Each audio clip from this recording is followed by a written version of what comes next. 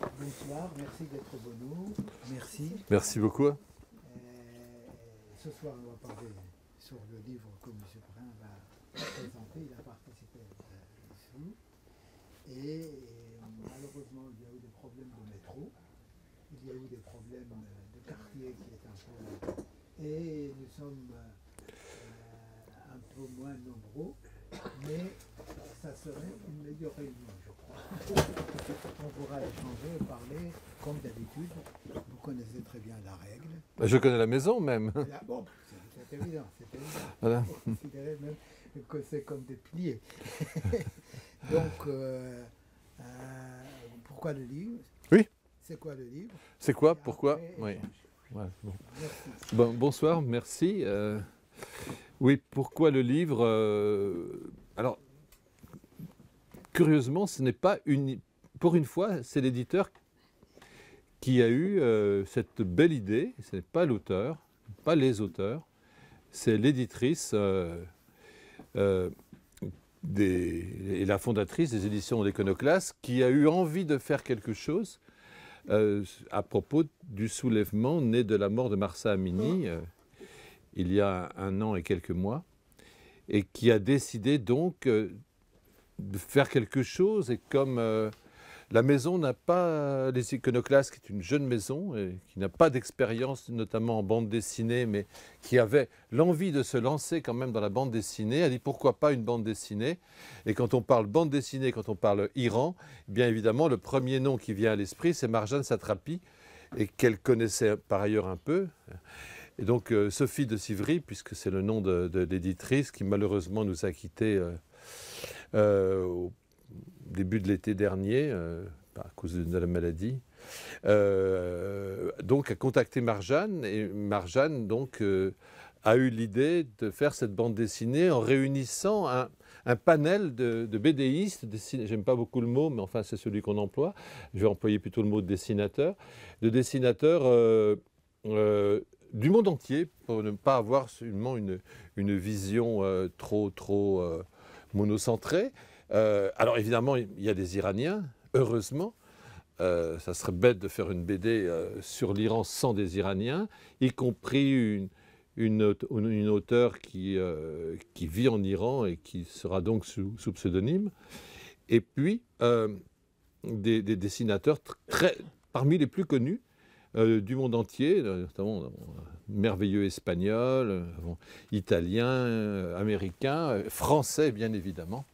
Et puis donc elle a commencé à les réunir, et puis elle s'est aperçue qu'en fait, bien, ils avaient le talent pour dessiner, mais ils n'avaient pas les histoires. Donc l'éditrice nous a contactés, Farid Vaïd, qui ne peut pas venir malheureusement ce soir à cause d'une angine, et moi, pour être les co-scénaristes de cette bande dessinée. Et puis, pour que ça soit quand même un tout assez consistant, on a fait appel donc aussi à un Irano-américain, un professeur émérite dans quelques universités américaines, qui a complété le livre avec une analyse historico-sociologique. Et donc, on essaye d'avoir un produit, encore, j'aime pas le mot, mais bon, on va l'employer pour la commodité du terme, en espérant aussi complexe que possible, alors qui respectera à la fois la tragédie de la jeunesse iranienne, et en même temps donnera quelques clés aussi pour comprendre la situation à travers la bande dessinée.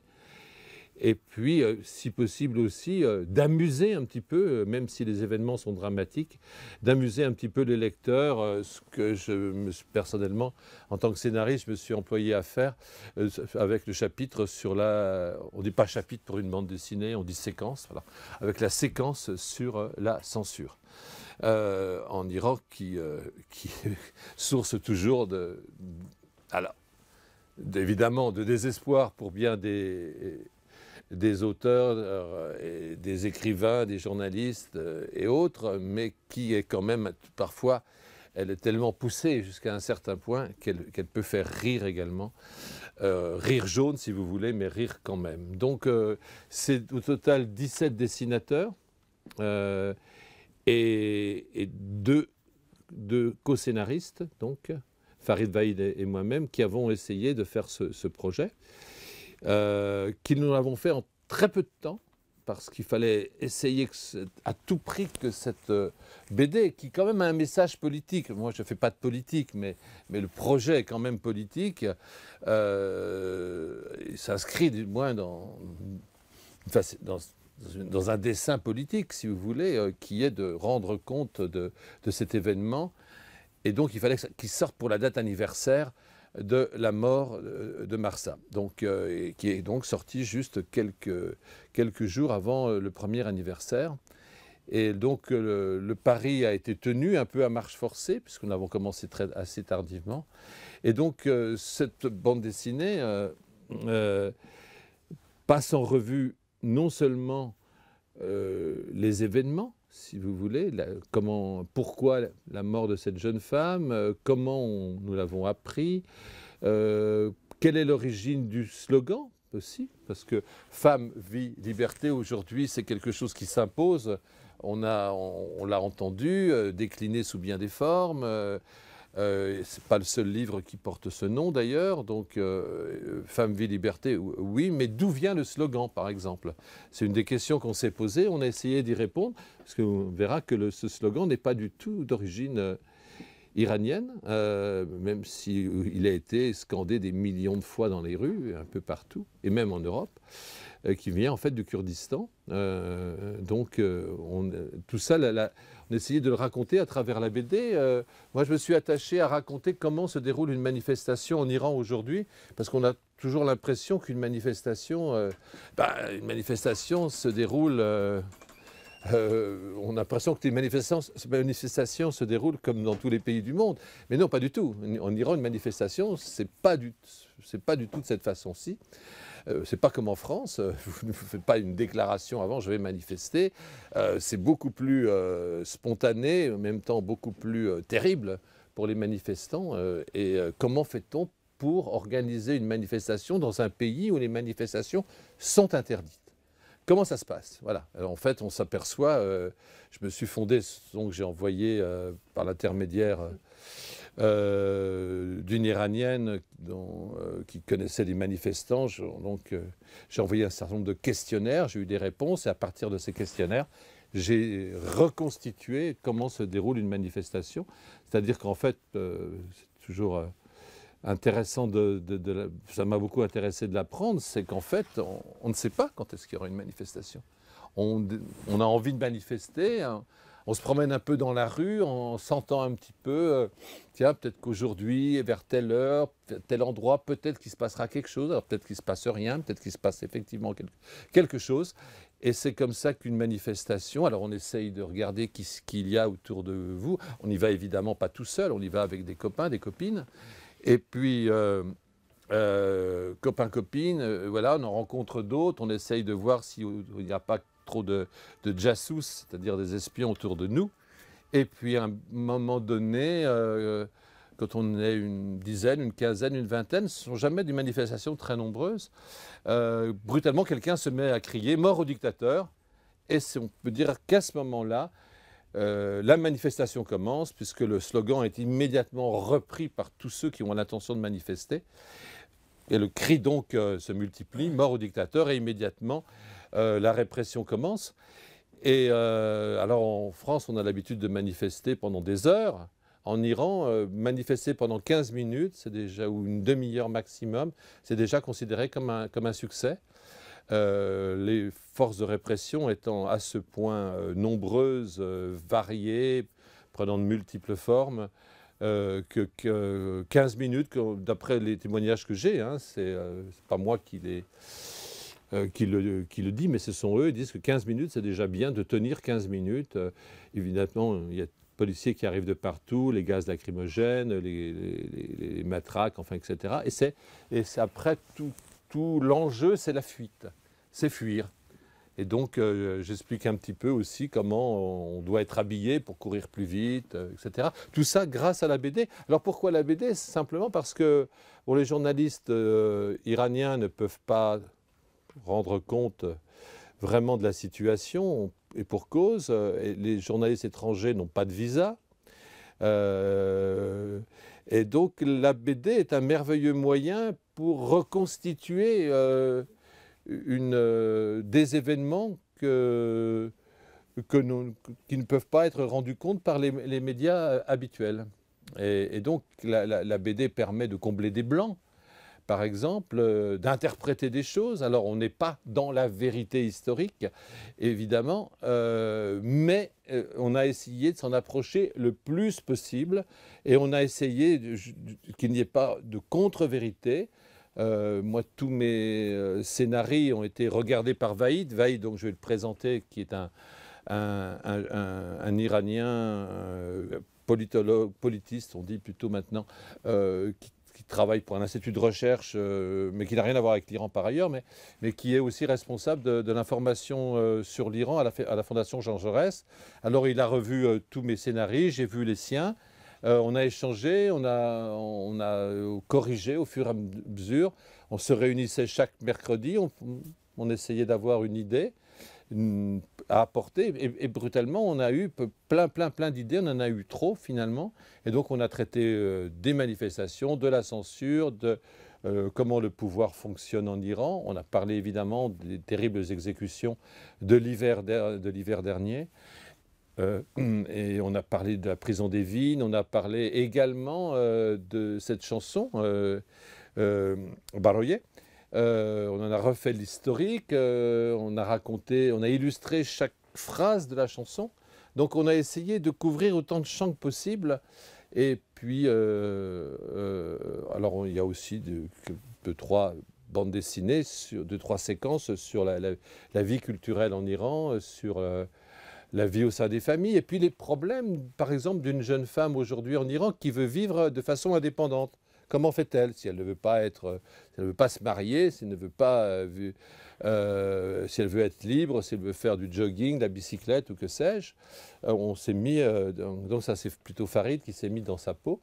Et puis on a parlé des différentes institutions également. Marjane donc n'a pas dessiné, à l'exception d'une courte séquence sur les gardiens de la Révolution, parce qu'elle n'était pas satisfaite de celle que la dessinatrice avait produite, donc elle l'a remplacée. Donc, comme ça s'est fait en un délai très court, elle n'a fait que 2 pages sur eux. Il aurait mérité évidemment beaucoup plus. Mais enfin, voilà, ça c'est un petit peu de la cuisine interne, mais nous, co-scénaristes, je dois dire qu'elle nous a laissé une très grande liberté. On a très peu vu. Alors, si elle n'est pas très visible en ce moment, c'est parce qu'elle tourne un film sur Paris et à Paris. Et ses horaires, c'est 5h du matin, minuit, donc toute la semaine, ce qui la rend très peu disponible. Sinon, je pense qu'elle aurait aimé être parmi nous ce soir. Et donc, c'est pour ça qu'on ne la voit ni à la télé, ni nulle part, en raison de cet emploi du temps un petit peu démentiel. Je ne sais pas si j'ai fait le tour de la question, Ahmad. C'est bon. C'est bon? Ça va, vous avez suffisamment d'éléments. Voilà. Ah oui, Marjane aussi a décidé que cette bande dessinée serait accessible aux Iraniens via Internet. Donc la bande dessinée a été traduite en persan, évidemment, et gratuitement. Je ne suis pas sûr que ça soit un succès, je n'en sais rien. Je n'ai pas d'écho particulier pour savoir comment ça marche, mais en principe, les Iraniens peuvent se connecter et avoir la BD gratuitement. Oui, je voulais dire aussi, en ce qui concerne la BD, qu'elle marche très bien, puisque nous avons dépassé les 30 000 exemplaires, ce qui montre qu'il y a un véritable intérêt pour le sujet, pour le pays, à travers la BD. Je ne pense pas qu'un livre aujourd'hui sur l'Iran pourrait dépasser les 3 000 à 4 000 exemplaires. Là, nous arrivons à plus. Le dernier chiffre, la projection, c'est 34 000 exemplaires, que les droits ont été vendus dans 10 pays différents, qu'elle a déjà une traduction aujourd'hui, hein, en italien, en espagnol, en serbe. Ça, c'est la grosse surprise, en serbe, en serbo-croate. Je ne sais plus en quelle autre langue, quelques autres langues aussi. Enfin, au total, il y en aura 10, y compris aux États-Unis. Donc, c'est un beau coup que l'éditrice, malheureusement défunte, a fait avant de partir. Et puis, évidemment, le nom de Marjane fait vendre. Et je sais que certains lecteurs, lectrices sont un peu désolés de ne pas voir qu'elle est dessinée davantage. Mais c'est d'une part parce qu'elle ne pouvait pas et d'autre part, ma foi, elle est passée carrément au cinéma. Et je pense qu'on ne la reverra pas de sitôt dans la BD. Le cinéma est désormais toute sa vie. Donc voilà, je pense que j'ai un petit peu fait le tour. Bonjour madame. Et maintenant, on peut discuter. C'est beaucoup mieux de pouvoir décider, de discuter. Là, je voulais juste saluer l'arrivée d'Alba, qui a été l'éditrice de la BD et que j'invite également peut-être à s'asseoir ici parce que je ne sais pas si tu sais, Farid est malade et donc il s'est absenté. Voilà. Donc j'ai fait une présentation. Voilà. Donc l'éditrice est à même de répondre à des questions que je ne saurais pas répondre. J'ai dit combien le succès était au rendez-vous, au-delà de nos espérances, que nous sommes dans les 32-34 000. Ouais, même un peu plus. Même un peu plus, ouais. Voilà. Je suis très jaloux. Ah oui, mais moi aussi, hein, moi aussi, je suis très jaloux. Donc, c'est génial ça. Ouais, c'est dans vraiment si on regarde un peu les 5 plus grandes, les 5 bandes dessinées, romans graphiques qui marchent le mieux depuis la rentrée. Et hors jeunesse, hors aussi patrimoine français, on va dire Tintin, Titeuf, etc. Il y a 3-4 bandes dessinées qui sont vraiment dans les top ventes et on en fait partie. Et donc c'est génial sur un sujet comme l'Iran d'avoir réussi et au début, à mobiliser et à intéresser autant de gens. Comment ? Au début, vous espérez vendre combien d'exemplaires ? Bah, moi j'avais plutôt une grande ambition parce que je trouvais que le projet était hyper beau, j'y croyais. Enfin, on a travaillé comme des dingues pendant 8 mois, on a réuni un super collectif, donc moi j'espérais ça. Mais autour de moi, les gens plus rationnels qui n'étaient pas dans le projet essayaient de me dire que ça allait être compliqué quand même d'atteindre ces chiffres-là. Mais moi, mon ambition au fond, c'était quand même ça. Bravo. Mon envie. Après, il faut le réaliser. Alors oui, si vous voulez, on a la rencontre à la fois d'un nom, Marjane, ouais, d'une situation historique importante pour, je pense, évidemment d'abord pour l'Iran, le Moyen-Orient ensuite, voire le monde entier. Même si aujourd'hui le projet, je ne vais pas parler de révolution, moi je suis très prudent, je dirais plutôt le processus révolutionnaire est un peu en phase beaucoup moins visible. Il doit se poursuivre, mais on a du mal à l'appréhender vraiment. Donc ce processus révolutionnaire, je pense, est amené à faire date. Il y a peut-être un avant et un après. Enfin, en tout cas, ce que dit le politologue irano-américain qui intervient. Et puis aussi, ce que je n'ai peut-être pas dit, c'est que cette révolte féminine, voire féministe, s'inscrit quand même n'est pas de rien. Ce n'est pas simplement la mort sous les coups d'une jeune femme. Évidemment, dans la brutalité de sa mort nous interpelle. Mais enfin, elle est le prolongement elle s'inscrit dans une histoire des femmes iraniennes beaucoup plus longue, ce que le livre rappelle opportunément. Je dis ça opportunément, ce n'est pas moi qui l'ai imaginé, mais mais d'historien. Donc, je veux dire, il n'est pas parti de rien. Donc, il y a un chapitre, justement, une séquence plutôt, qui réécrit un peu cette histoire et qui rappelle des figures historiques féminines de la lutte des Iraniennes pour davantage de liberté et d'émancipation.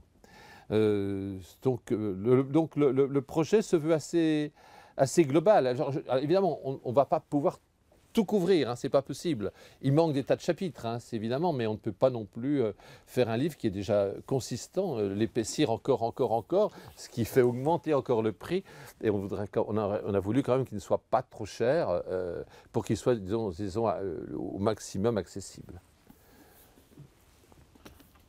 En tout cas, au point de vue du tirage, vraiment, bravo, comme libraire, vivant tous les jours avec des problèmes de pouvoir rendre des livres, bien qu'au point de vue ça marche non, mais c'est un exploit déjà. C'est un exploit parce que c'était pas évident dès le départ. Avec la complexité, tout ça. L'éclat de l'événement existait. Oui. Mais c'était pas suffisant. Le nom donné. Quand même, il y a une réalisation, il y a un travail d'ensemble qui est un pari qui a réussi, à mon avis. Oui, je pense que c'est plus on a eu de critiques, enfin plus on a eu de doutes au cours du projet émis de nos collaborateurs ou de l'extérieur, plus nous ça nous a poussé dans nos retranchements et c'est comme ça qu'on a fait ce beau livre. C'est qu'on nous a dit bon, l'Iran, vous ça vous passionne, mais bon voilà, là en ce moment il se passe plus rien, on a l'impression que la révolte s'est éteinte, comment vous allez mobiliser les gens sur ce sujet. Donc on a essayé de montrer à quel point c'était beaucoup plus fort que des manifestations et tout ce qui se passait que vous connaissez déjà. Quand on nous a dit un livre collectif ça marche pas, on s'est dit bon bah c'est pour ça que c'est hyper important en fait que toutes les voix elles parlent d'une même voix et qu'il y ait une vraie direction éditoriale avec ce comité éditorial et aussi qu'il y ait une exigence que chaque chapitre on apprenne des choses et que ce soit pas le livre collectif d'un dessinateur qui dise oui c'est super les Iraniennes continuez, mais que dans chaque chapitre on apprenne vraiment des choses. Quand on nous a dit, qu'est-ce qu'on nous a dit d'autre comme chose où on n'y croyait pas, non c'est ça, à chaque fois toutes les critiques qu'on a pu avoir ou les doutes qu'on a pu nous émettre pendant l'année du projet, ça nous a permis de réfléchir à comment aller plus loin et faire mieux et résoudre le problème en fait. Et aujourd'hui on a un livre collectif qui est hyper fort et qui... Et puis je voulais juste ajouter un point, ce qui est important dans la bande dessinée, ce que, évidemment, le journaliste ne peut pas faire. L'écrivain peut le faire, mais ça reste d'un accès plus difficile peut-être. Mais ce que le BDiste peut faire, c'est par exemple, pour revenir à la dernière prix Nobel de la paix, Narges Mohammadi, elle a écrit un petit livre qu'on peut trouver maintenant en anglais à la librairie Galliano pour ceux que ça intéresse, mais à l'époque on ne l'avait pas, sur la torture blanche. Qu'est-ce que c'est que la torture blanche? Alors c'est dans le livre, donc je ne vais pas pas l'expliquer en détail, mais comment traduire ça? Dans la bande dessinée, pour traduire ce qu'est la torture blanche, s'y prête magnifiquement. Je n'ai pas eu besoin de dire au dessinateur, je lui ai envoyé un petit synopsis de quelques pages. Et alors, c'est vrai qu'il est très doué, hein, ou alors je me suis bien fait comprendre, je ne sais pas. Mais il a tout de suite rendu compte de ce qu'on appelle la torture blanche, c'est-à-dire une torture qui en théorie est indolore, puisqu'il n'y a pas de blessure, de coup porté, mais le résultat est terrible. Il a très bien traduit en deux planches, en une planche même, en une page. Il nous a rendu compte de ce que c'était la torture blanche. Et là, c'est là que moi, qui n'ai jamais fait de bande dessinée de ma vie, c'est ma première expérience, je suis un petit peu interloqué. Je ne pensais pas que la bande dessinée avait ce pouvoir. Un autre exemple, le cimetière de Behesht Zahra, donc dans le sud de Téhéran, le grand cimetière de Téhéran, où ont été enterrés des milliers et des milliers, des dizaines de milliers de combattants de la guerre Iran-Irak, et plus les manifestants qui ont été tués lors de la renversement du Shah. Donc, on a imaginé les faire dialoguer avec un des jeunes condamnés à mort et exécutés qui a été enterré. On imagine que dans les tombes, ils se rencontrent. Mais là, il y a guère que la BD qui puisse faire ça, vous voyez, sans que ça paraisse bizarre, incongru. Et je crois que, pas me tromper en disant que cette séquence-là est une des séquences qui rencontre le plus de succès. On le voit parce que quand il y a des articles à droite, à gauche dans la presse étrangère et qu'il faut illustrer l'article, et ben on prend souvent un passage de ce dialogue des morts, dialogue entre les morts de la Révolution et de la guerre Iran-Irak et ceux qui ont été exécutés aujourd'hui et qui arrivent à communiquer dans un au-delà à travers le dessin et évidemment qui n'ont pas les mêmes points de vue et qui se confrontent aussi à ce moment-là. Alors vous savez, Chateaubriand, qui n'était pas un révolutionnaire, loin s'en fout, qui était très anti-révolutionnaire, avait fait cette remarque. Il disait que la Révolution française, quand elle a commencé, en fait, elle était déjà terminée. Voulant dire par là que tout ce qui avait amené à ce mouvement historique, eh bien, c'était déjà avant. C'est-à-dire la naissance des clubs, la naissance des courants d'idées, les philosophes, les Lumières, etc. Et que donc la Révolution française, lorsqu'elle a déclenché, eh ben, elle prenait en compte tout ce qu'il y avait. Ses fondations étaient là. Et qu'après, bon, elle a évolué et qu'elle était en fait déjà terminée, on passait déjà à une autre étape. Mais je crois qu'on peut peut-être l'appliquer aussi à l'Iran, en ce sens que le processus révolutionnaire est déjà enclenché, que la révolution a peut-être eu lieu et qu'on ne se rendra compte que dans quelques années. Est-ce qu'il y a des interventions d'échange? Je suis d'accord avec vous. Hein. Moi, je dis toujours que la société, que je connais très peu par rapport à d'autres, mais la dernière fois que j'ai été, c'était en juillet 2021, la société iranienne commence à sortir de la religion et déjà dans l'après-islamisme, contrairement à la majorité des sociétés de la région. Musulmanes de la région, y compris les pays que l'on dit laïques. Je veux dire, je connais par exemple l'Afrique du Nord, que ce soit le Maroc, la Tunisie ou l'Algérie. Eh bien, la société iranienne est beaucoup plus avancée par rapport à ces trois pays. Je ne parle pas de l'Arabie Saoudite ou de l'Égypte. C'est la société comme... C'est l'une des rares sociétés dans le monde musulman, on peut dire qu'on n'est pas croyant, oui. Qu'on est athée. C'est pas possible. Elle est en train de sortir de la religion. Et les Iraniens disent, beaucoup disent, on n'est pas croyant, on est... alors que dans des pays comme l'Égypte, que l'on voit avec un certain regard bienveillant ici, c'est impossible de dire qu'on n'est pas croyant. Ah non, il y a une réislamisation en profondeur de la société égyptienne qui est... De toutes les sociétés. Oui, mais en particulier là. Oui. Alors j'avais juste pour aller dans votre sens, j'ai un ami qui est de passage iranien qui était de passage à Paris la semaine dernière et qui il fait de la boxe dans un club de boxe, mais qui est dans un quartier très populaire, dans un quartier, alors c'est pas le sud de Téhéran, mais y compris dans le nord, il y a des quartiers très très populaires, pas du tout, où n'habite pas du tout la bourgeoisie, ni même la classe moyenne. Et alors, donc il est le seul un peu, non, on va dire mostazafine, si vous voulez, du quartier, du club de boxe. Et je lui dis, alors tes copains, ils sont quoi? Ils ont quelle attitude? Il me dit, il n'y en a aucun qui fait ni sa prière, ni qui suit Ramadan, ni qui suit... ce sont des classes, notamment les plus acquises traditionnellement au régime. Et maintenant, ça c'est fini. Ils sont passés à autre chose. Oui, peut-être comme témoin. Parce que j'étais en Iran récemment. la semaine dernière, j'étais à Téhéran aussi en juillet. Donc en juillet, effectivement, ne pas porter de foulard et tout, c'était un acte de résistance pour moi. Enfin, ça se voyait. Tandis que la semaine dernière, c'était tellement banal que personne ne regardait plus. C'était complètement banalisé et le régime, en fait, les filles me disaient que dans la rue, elles ne portent pas de foulard, c'est normal. Dans les voitures, elles font attention parce qu'il y a des caméras. Oui, qui, et qu'on peut perdre sa voiture.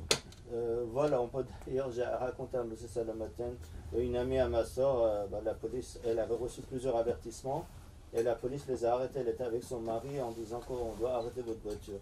Et puis elle a eu une idée brillante, elle commence à faire l'hystérique en disant, moi je porte toujours mon foulard, c'est qui que tu as pris dans ta voiture? À son mari. C'est qui que t'as? Ah, mais oui.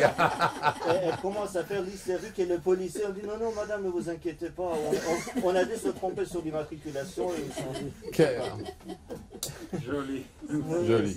Et puis, par exemple, moi je suis parti dans les quartiers du pauvre de Téhéran, enfin, sud de Téhéran, quartier très populaire, Dolatobod et tout, c'est vraiment, là, à la fin, c'est juste avant Beyzahra. Et quand je suis sorti, franchement, j'ai pas vu de différence par rapport aux femmes sans foulard, par rapport à ce que je voyais des quartiers du Nord. Et même des chauffeurs de taxi qui parcourent partout Téhéran, je leur ai demandé est-ce qu'il y a plus de femmes sans foulard dans le Nord ou dans le Sud. Ils ont dit c'est la même chose. Effectivement, c'est dingue, c'est la révolution culturelle qui a vraiment touché tout le monde. Voilà. La ville, la campagne, tout Ah le bah, monde. oui. Alors, cet ami me dit quand même il y a plus de foulards quand même dans le Sud. Il y a quand même plus de foulards dans le Sud. Il dit 50%. Ouais. Moi, je n'ai pas remarqué, les taxieurs ne m'ont pas dit Non. ça. Par contre, quand on dit que les Iraniens sont sortis de la religion, alors je ne sais pas le mot sortir, ce que ça veut dire. En fait, ils sont devenus un peu indifférents, mais tolérants. Par exemple, moi j'étais avec ma mère dans un centre commercial et j'ai dit à ma mère, voilà, 92 ans, j'ai dit enlève ton foulard et tout. Elle avait peur, j'ai dit mais enlève, fin vie, liberté. Et puis juste elle a enlevé, il y avait deux femmes en tchador qui passaient devant nous. Je les ai arrêtées, j'ai dit mesdames, est-ce que pour vous c'est un problème que ma mère enlève son foulard? Elles ont dit mais non monsieur, on respecte les femmes sans foulard. J'ai dit mais nous aussi on respecte les femmes avec foulard. Elles ont dit mais bien sûr, c'est la liberté, franchement. Ouais, le sujet il est dans l'obligation, il n'est pas dans le porté. Voilà, donc par exemple moi je fais ma prière, je suis croyant. Quand je dis aux copains et tout, voilà, que je suis. D'abord ils s'étonnent, après tout de suite ils disent bah oui, chacun son truc. On n'est pas dans cet esprit anti-religieux qu'on a en France. En France, il y a un esprit anti-religieux, anticlérical. En Iran, anticlérical, oui, mais je vois pas, je sens pas cet effet anti-religieux. C'est comme si la religion faisait partie. Sortir de la religion n'a rien à voir avec anti-religieux. Oui. En fait, c'est une notion qui a été développée à la fin du 19e siècle pour dire que ce n'est pas une loi qui s'impose à tous. Pas l'obligation. Il n'y a pas d'obligation. C'est ça. C'est-à-dire que parce que la société française, par exemple, jusqu'au milieu du 19e siècle, c'est celui qui n'est pas croyant n'est pas accepté. C'est quelque chose qui s'imposait à tous. Sortir de la religion, ça veut dire la tolérance. Tu crois, tu ne crois pas. En Iran, c'est très récent. Ça fait avant, on n'était pas. C'était pas comme le Moyen Âge. Le Moyen Âge, ça a duré longtemps. En Iran, c'est une parenthèse. On était déjà sorti de la religion pendant des années. Là, la religion est venue, mais les gens vivent encore ça comme une parenthèse. Comme quoi, devant l'histoire millénaire de l'Iran. Je connais moins bien que vous l'Iran, donc je ne dirais pas. Je voulais simplement intervenir par rapport à l'expression sortir de la religion, ça ne veut pas dire anti-religieux. On n'était jamais vraiment entré dans la religion comme les sociétés arabes et tout, où vraiment la religion est très structurée, très structurante dans ces sociétés. La société iranienne, c'est-à-dire l'identité iranienne, je dis même pas personne, iranienne, a toujours été plus forte que l'identité musulmane. Donc, voilà, pour moi, c'est récent. Ça fait. Il est presque irano-algériano-français.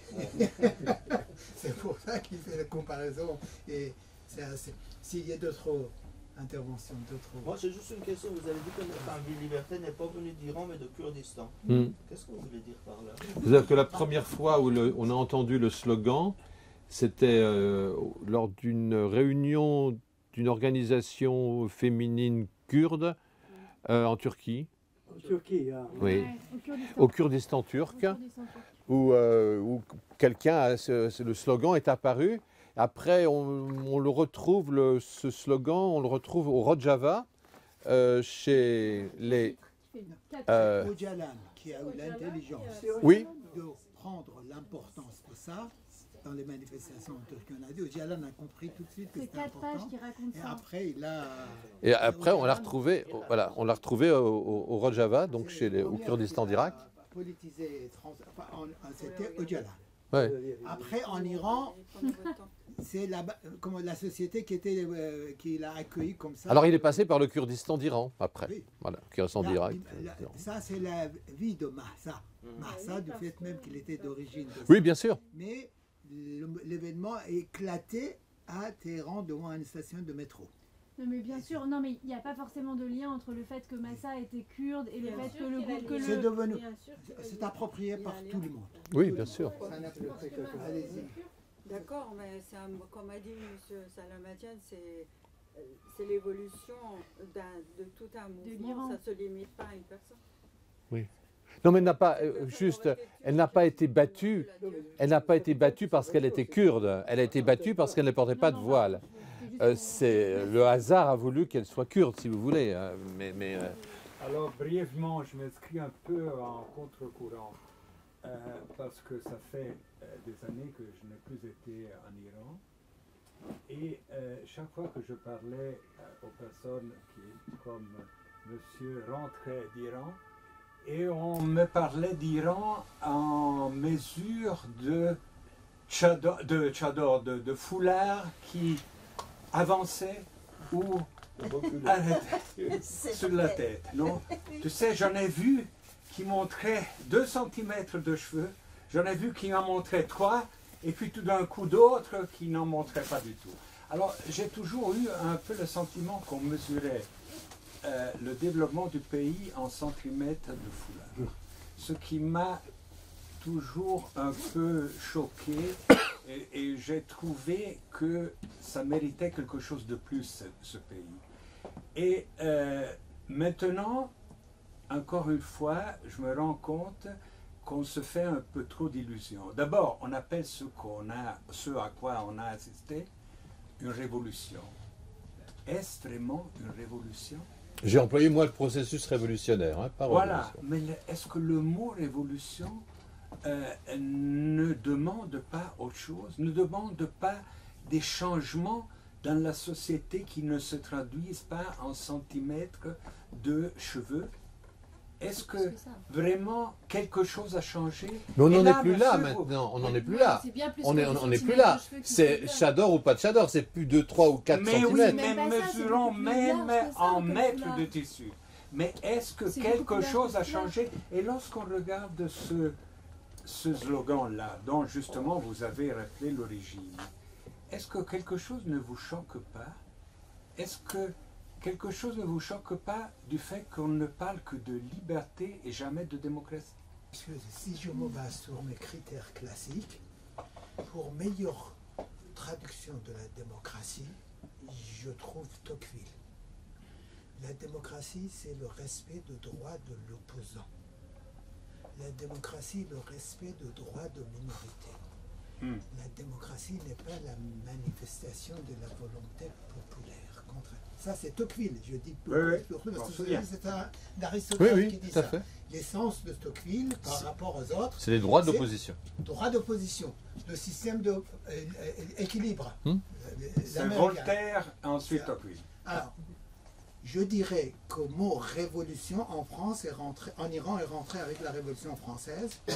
C'est hardi, c'est solidifié, c'est même esclérosé avec la révolution bolchevique.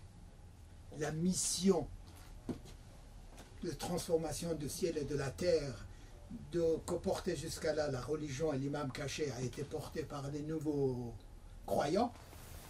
Et là, mouvement Femmes, Vie, Liberté a une particularité, vous oubliez. Il défend le droit de l'autre.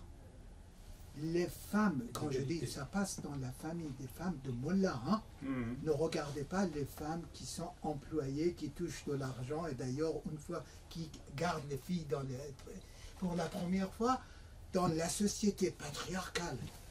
énormément masculin. On défend le droit de la femme de porter ou de ne pas porter la foulard.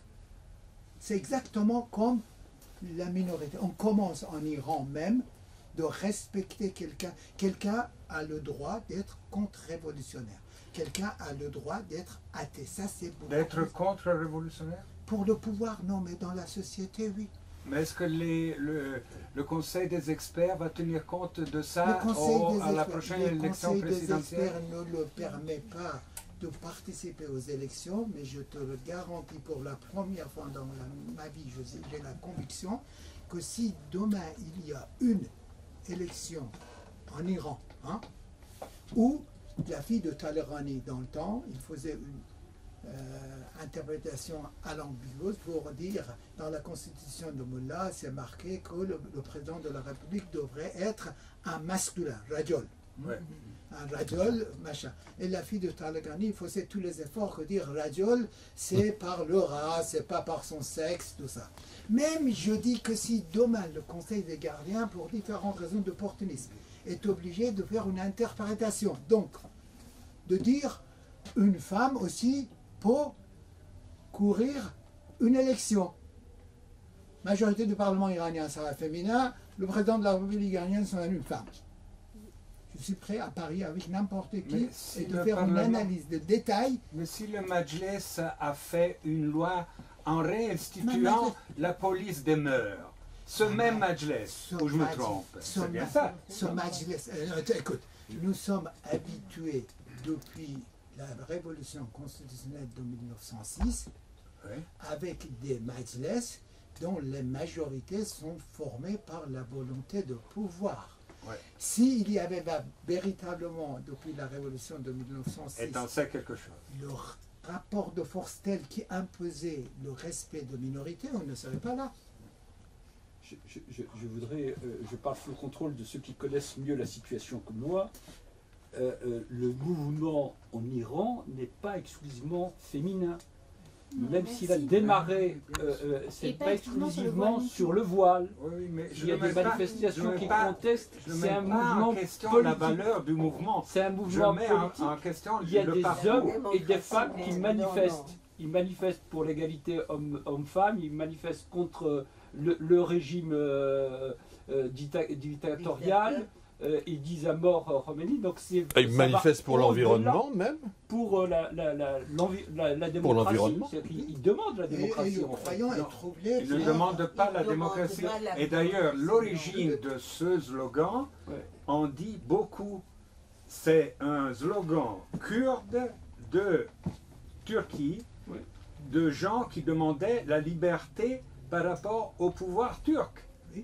Et lorsque on en parle de la même façon, on l'utilise de la même façon au Kurdistan iranien, on peut se douter de ce que cela voulait dire. Est-ce que cette liberté-là n'est pas une liberté par rapport au pouvoir de Téhéran, au pouvoir central?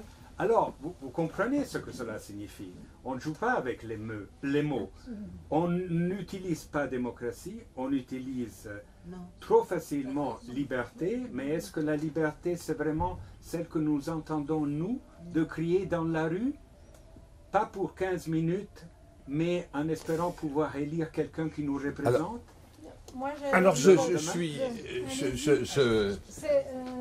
Absolument, c'était ma question, parce que après j'ai écouté énormément les manifestations. Je pense que les gens qui étaient en Iran au moment de manifestation, ce que vous dites, absolument correct.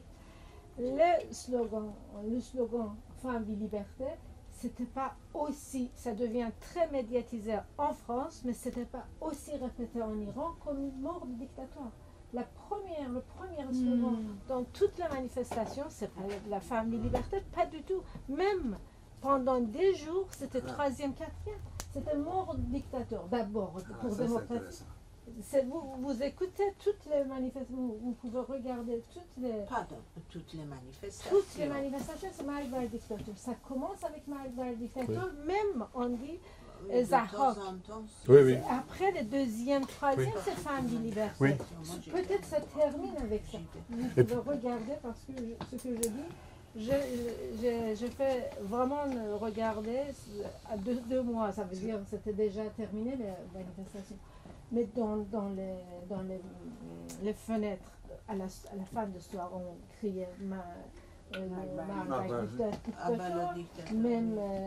dans les rues. Normalement, les manifestations terminent avec famille liberté.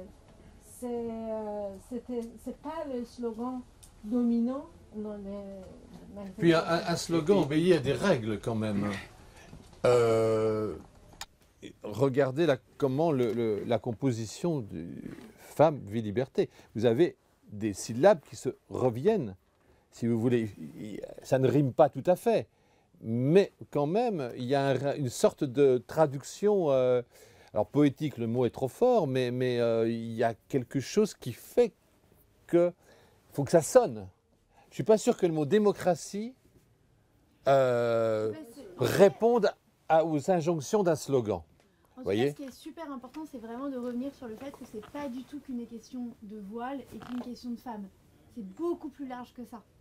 C'est vraiment le droit des femmes de manière générale à l'accès à l'éducation, à l'accès au travail. Le droit de croire ou de ne pas croire. Le droit de croire ou de ne pas croire, le droit de sortir, le droit de travailler, le droit de gagner son argent, le droit d'être célibataire, le droit de flirter sans être marié, le droit de ne pas avoir des enfants. Et parce que droit des femmes égale droit de l'individu de manière générale. Donc si on commence par respecter un peu plus le droit des femmes, alors on pourra tous être respectés. Et c'est quand même super important de savoir que ça ne se limite pas au voile, et à un voile qui se recule ou pas et qui s'enlève ou pas.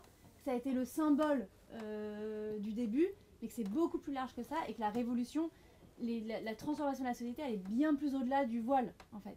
Ça, c'est vraiment important. Ce qui se passe en Iran a des effets considérables sur toutes les sociétés, malgré les différences de structure, tout ça. Hein, au jour d'aujourd'hui, les échos du mouvement des femmes en Iran a un écho fantastique à travers le monde arabe, même chez les mouvements islamistes. Comme 79 a eu une influence importante sur le Alors, reste du monde musulman, il faut espérer que ce qui se passe aujourd'hui en Iran est la même influence. J'en suis moins sûr. En 1979, je suis d'accord. J'en suis moins sûr. Je sens pas une admiration qu'on a pu avoir en Occident pour le soulèvement des femmes iraniennes dans le monde arabe. Je ne l'ai pas senti. J'étais encore récemment au Liban. J'en ai parlé. Oui, c'est bien. Oui, ils disent pas que c'est mal, hein, mais je n'ai pas senti. Je ne les ai pas sentis concernés. Il y a quand même cette volonté de démocratiser le savoir, d'expliquer de manière vivante et claire et digeste les choses, quand même. Mais en gardant quand même toute la nuance, la subtilité et la complexité de la situation. Et on a passé des heures et des heures sur ce sujet pour se dire, est-ce que là, c'est compréhensible pour tous, mais est-ce que aussi quelqu'un qui est expert sur le sujet, il va apprendre des choses, il va s'y retrouver, il va pas trouver qu'on simplifie les choses. Et c'est là où nous, on n'est pas du tout représentatif du comité éditorial qui a travaillé, mais c'était super intéressant d'avoir toutes les sensibilités différentes et des Iraniens. Et je pense que dans le choix du collectif, on a vraiment voulu qu'il y ait des Iraniens, mais aussi de la communauté internationale, parce que c'était vraiment représentatif de ce mouvement qui est né en Iran, qui a été repris par la diaspora iranienne et qui a ensuite été soutenu par l'international. Et c'est vraiment ça, il y a des Iraniens qui vivent en Iran, des Iraniens de la diaspora et de l'international. Et c'est vraiment ce qu'on a voulu faire et faire travailler ces gens tous ensemble. Mais avec toujours cette exigence quand même de vraiment ne pas, montrer toute la nuance et la complexité du problème. Même si c'était de la bande dessinée, même si on voulait s'adresser à démocratiser le sujet. Puisqu'on parlait du monde arabe qui n'existe pas, est-ce que ça a été traduit, ça va être traduit, vendu à un pays ça a été traduit dans 16 langues arabe. Déjà. Non, oui, je l'ai dit 10, j'étais en dessous de la 16 langues. On l'a publié simultanément dans plusieurs langues, notamment en persan et en français le même jour, c'est-à-dire que le jour de la sortie en français, ça a été aussi publié en persan. On a travaillé tout l'été à une traduction persan, voilà.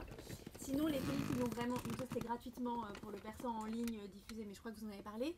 Sinon, les 15 autres langues, c'est plutôt États-Unis, toute l'Amérique du Sud, l'Europe, et là on a des pistes en Asie, mais on n'a pas d'autres pays du Moyen-Orient. Non, pas encore. Ah bah, on l'a envoyé à tout le monde. Hein. C'est après quel tout éditeur mal. est intéressé. C'est pour ça que je me permets de dire des choses comme ça. Si vous voulez, par exemple, je vais vous prendre l'exemple du Liban, parce qu'il y avait, j'étais au Liban pour le salon du livre. On a mis l'idée quand même qu'à l'occasion. Ce livre. Non, salon du livre qui a chaque année au mois de novembre. Mais vous ne présentez pas votre livre, votre précédent livre. Si je présentais mon précédent livre, enfin bon. Mais on a dit à ce moment-là, mais est-ce qu'on ne pourrait pas profiter de l'occasion pour aussi présenter en même temps celui-ci et alors, c'est pas moi qui ai eu la réponse, mais c'est un des dessinateurs qui était avec moi, invité lui aussi. Mais ça va fâcher le Hezbollah. Ah ben oui. Voilà, c'est-à-dire, ça va. En fait, ça va. Le livre est contre le gouvernement iranien, et donc le Hezbollah va pas aimer. Voilà. Ça veut dire que maintenant, l'espace de liberté de ce malheureux Liban que j'aime beaucoup, ça devient une peau de chagrin. C'est triste quand même. Oui, ils en veulent aux Iraniens. Ah oui. À cause de ça. À cause du Hezbollah, oui, bien sûr. Oui, ils en veulent aux Iraniens. Et même lorsqu'on en a, et ils ont un peu de mal même à faire le distinguo entre le régime et le peuple. Hein. Voilà, c'est quand même, même y compris chez les intellectuels. Vous avez raison. C'est assez intéressant. Un bruit de mots bien. Alors donc les livres sont là, si vous voulez. Merci. Merci.